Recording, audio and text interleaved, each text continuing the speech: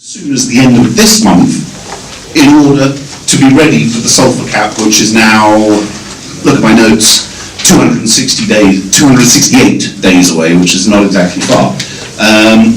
So in preparing for today, by luck, I'll just quickly tell who we have. That would probably be a good start on the panel. On my far left is Alan Hatton, the CEO of Foreguard shipping. To my left is Saral, the CEO of Cockett Marine Oil, who are sponsoring this event and helped publish this magazine with us.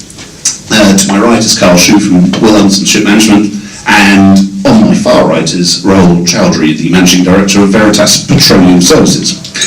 Anyways, so yes, preparing for today, I came across a rather useful timeline provided by none other than Wilhelmsen Ship Management, which gives clients an idea of what they need to be doing in the coming months. So I'm going to kind of work back from February next year to where we are today, and then we'll start talking about what we owners and operators need to be doing right now. So January 1, 2020, I think we all know what happens on that day. February next year, all tanks cleaned, records maintained with evidence by, it's leap year, the 29th of February 2020. By December this year, any fuel containing 0.5 sulphur and above to be consumed by the end of the month. By November, it's advised sea trials need to be taking place with compliant fuel. September to October is the time of the bunker switchover. That's 60 to 90 days ahead of the actual sulphur cap implementation. By this August, you'll need to have finalised your switchover plans, and then coming to now, it's about training. It's about getting your staff ready for the implications of what happens when the fuel change happens. This session is primarily aimed at those who have gone down the route of not buying a scrubber, which is the vast majority.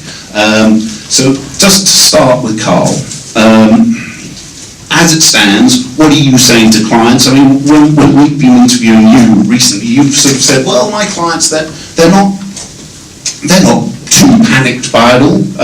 Everything seems to be just about in place, which is quite reassuring to hear, because quite a lot of other panic has been spread around. What are you saying to your clients, but also what are you saying to your staff, and how do you go about training for the big day? Yeah, sure. Thanks, Sam.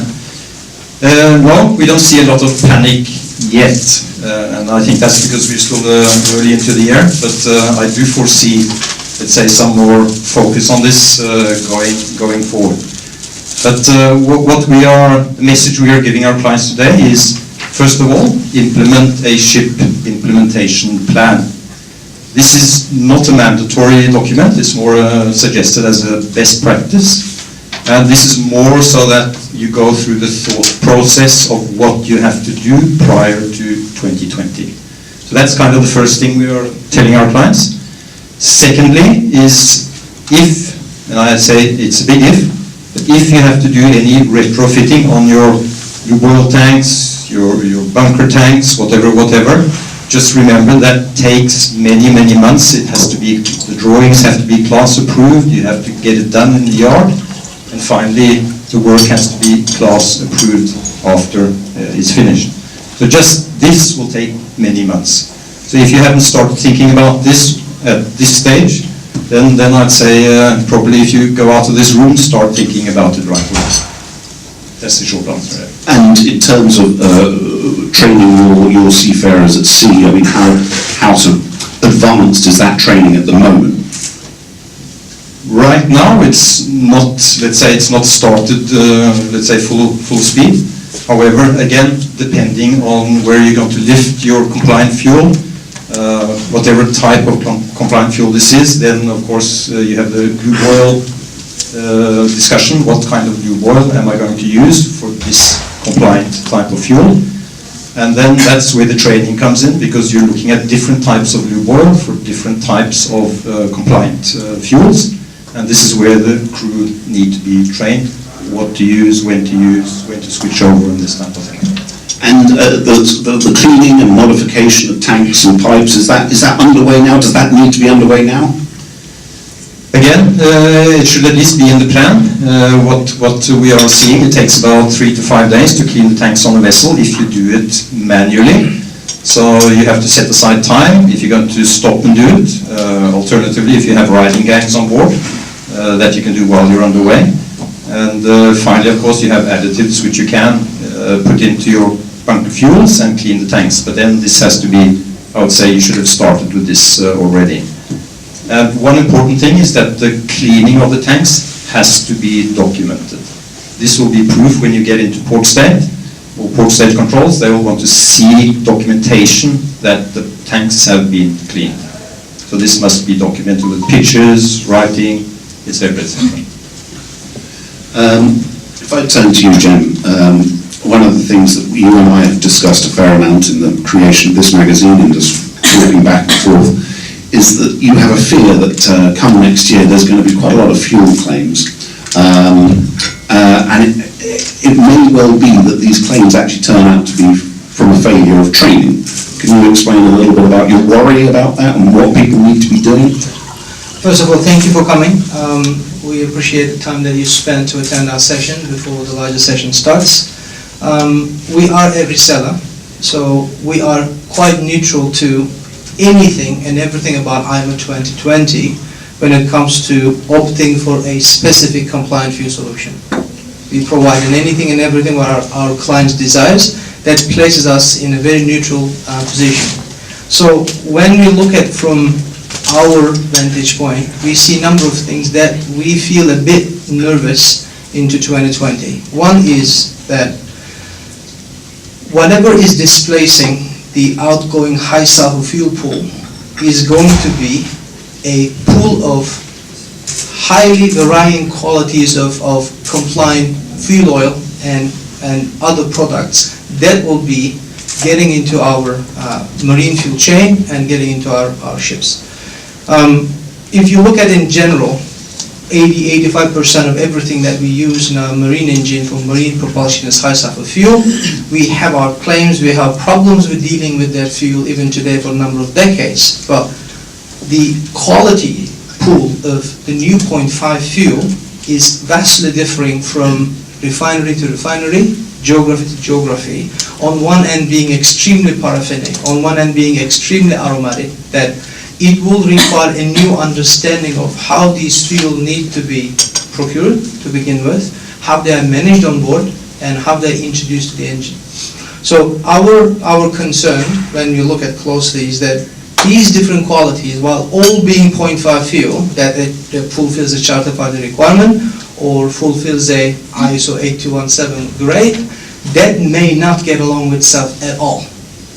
And especially if you are a part of a fleet that's operating in tramp business, that from one voyage to another, you're not entirely sure geography or the ports that you will be operating in.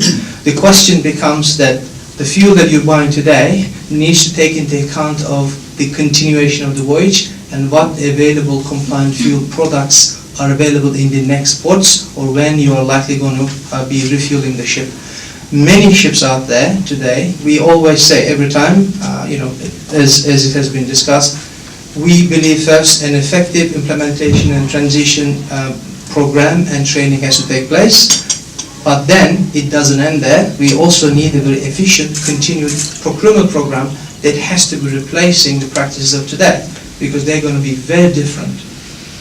A simple transaction of X quantity of Y grade in Z port is going to take a considerable amount of time because the consumer is going to know about the properties of that fuel on a transaction basis.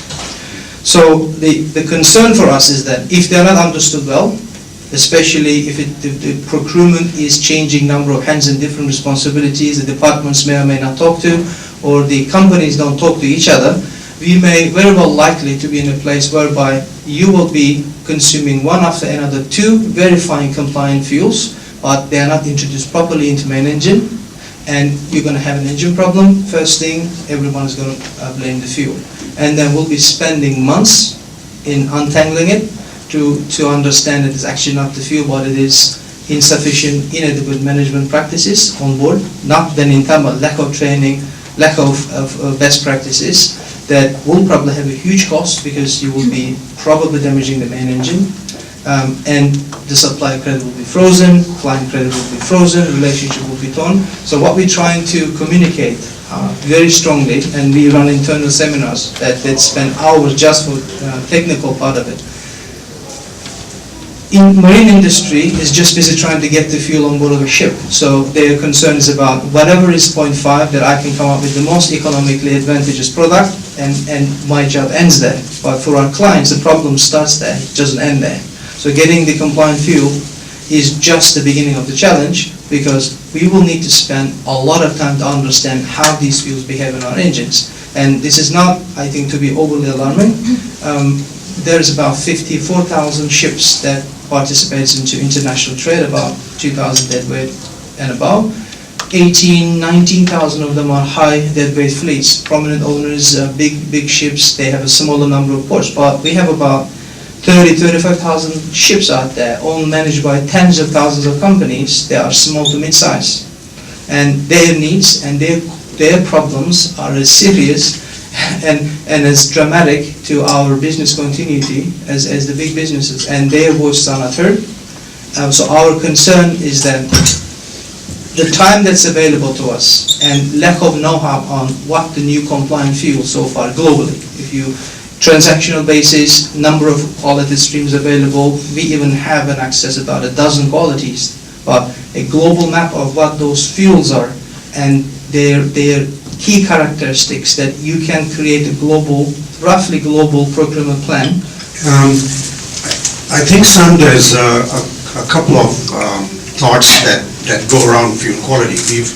We're testing fuel quality for a huge group of ship owners, operators around the world, and many of you are here. I think one point is that the complexity of fuel quality is not new. It's been happening over the last decade, and it very much has happened with every environmental legislation that has come in. And when we had the 0.1% legislation 5 years ago, it has basically altered the fuel quality, and we saw that happening primarily with distillate fuels at that time. So from our point of view as fuel quality testers, we're really not surprised that the 0.5 will be another type of a blended fuel. Having said that, I'm just sort of hearing what Sam has also said. I would use the word cautiously optimistic with the new fuels that are already in the market. I think we see a difference between ship owners, operators who are leaders versus those who are sort of laggards. And I think the leaders have started working more than 6 months earlier, like the last quarter of 2018, when they started doing test blends, trying to figure out what these fuels look like, how they behave, and even use them on board. From what we see so far, these are pretty good fuels. The 0.5% fuels that are coming into the market. They have a stable density range. We feel they're leaning towards a 180 CST fuel. If you guys are keen to sort of go into specifics, they're going to be high per point fuels, meaning they need to be heated. They're probably going to be high in cat fines, so you're going to be prepared accordingly.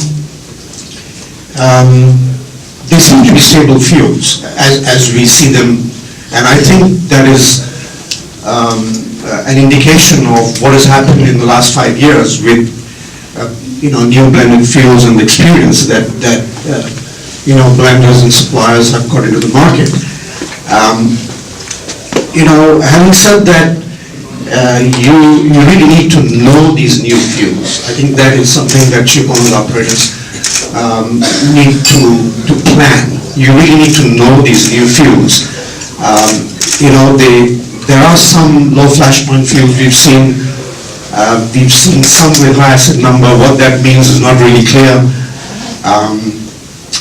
We think they've got good energy content, these fuels, and they're obviously compliant with sulfur. So again, cautiously optimistic. I think, Sam, going back to the point you made about the chemical contamination case we had last year, we think it has had a huge impact in terms of how ship operators see fuels and how they're going to be blended in the future.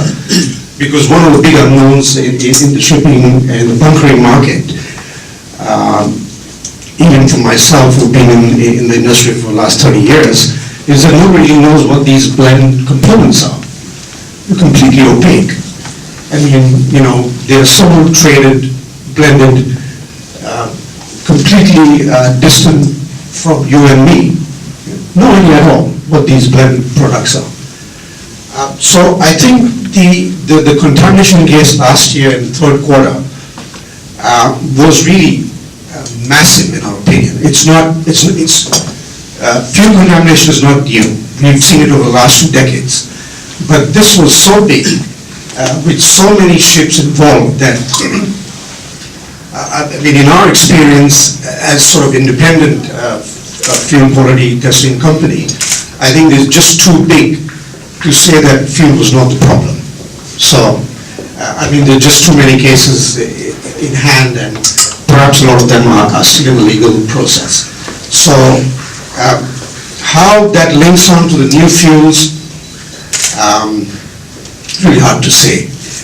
There could be some organic chemical compounds that go to the new fuel blends. But again, as I said, you really have to know your new fuels. Perhaps I would add that you really need to work with trusted suppliers. Where are you as a company in terms of all of these notes that you've been scribbling down?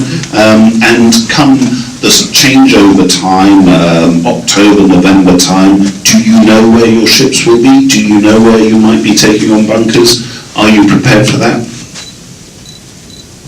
Well, a little bit more than I was half an hour ago. Excuse me. So to give you, or to set the scene, we're quite a small owner. We have 7 ships. We have ships that are tramping globally. We are an asset manager. Our ships are generally out on period charter. And I think one of the issues around this that we haven't touched upon is also the commercial aspect of all of that and implementing this into those contracts, and certainly legacy contracts. Before I got here, I'd written down a few things which were, and I think all of them are being touched on. Around the compliant fuel issues, testing, training, compatibility, supply, all of those things seem to be what we're having to focus on. We have relationships with the technical managers, so we use third-party management, and so we will have to draw a lot on the expertise that they bring. We've got 2 different managers. One has over 250 ships, one over 400, so we talk to them a lot to work out how we can implement this properly. And there are lots of different issues that we are focusing on now. We also have a couple of our ships coming through dry dock cycles at this point in time at the moment, so it gives us an opportunity to do a lot of the technical work that's required, and that's been part of our kind of 2020 plan as well. And so we think that we're looking at this eyes open, but we certainly feel that there are an awful lot of questions that we still have around the quality and ability to find the right type of supply in all of the different places that we trade. Obviously, because we have ships out on time charter, a lot of that will end up being the logistical issue of the charterers. But as we saw, particularly with the contamination issues, which we were unfortunately involved in a little bit in last year, that can cause some quite big problems, and it's generally the owner that ends up having to deal with them. And then you have to work out where you go going forward from there. I also think, going back to the charter issue, one of the issues that we're seeing, although BIMCO and Intertanko have put out good guidelines to incorporate different language into commercial charter parties, you have to get those agreed. You have to make sure that both the charter and the owner are on the same page and that are well planned. And obviously, not everyone's goal in that situation is completely aligned. But what we have found is that through communication both kind of upstream with or up to the technical managers and down to charterers and through all of that cycle, then we're making sure that we understand what our charterers want from us and what we need to have in place and what our technical managers need from our perspective to ensure that we can help them as far as possible as well. But as we do have third-party technical, a lot of the issues around procurement, a lot of it around making sure that we are ready for it, we have to do in consultation with them because they're effectively providing the crew. Interesting to see the timeline. I mean, we're very, say our ships will go in, or a couple of them will go into dry dock kind of now and also in a couple of months' time. So it's going to be very interesting to see the feedback we get from the managers when they're there to make sure that everything is ready to go. And that, I must admit, when we talked about, one of the things that I was thinking about when we were talking about panic, which I don't generally panic too much, thankfully, but I wonder if it's going to be the people in the situation that we find ourselves in that are running around trying to make sure that they've got supply of good compliant fuel that'll be panicking, or will it be someone who's invested $3 million in a scrubber when the spread's $50? I'm not sure where the panic will be at that point in time. So I mean, we didn't have much of a choice because of the type of ships we have. We have chemical carriers and gas carriers.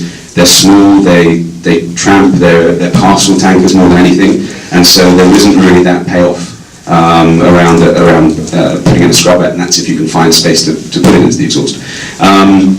So we've been able to kind of stand back a little bit and look at the melee so far, and that doesn't mean that we're not preparing that, but that does mean that we're not having to take proactive action and spend a lot of money, which is helpful, because that's one thing that ship owners, most ship owners don't have a great deal of at the moment. But no, we think we're going in eyes open. We think that from what we're hearing, enough work has obviously been done by the refiners and everyone else to make sure that the logistics supply chain is there. And we think that we're in as good a position as anyone else from the perspective of running ships on compliant fuels from the start of the year.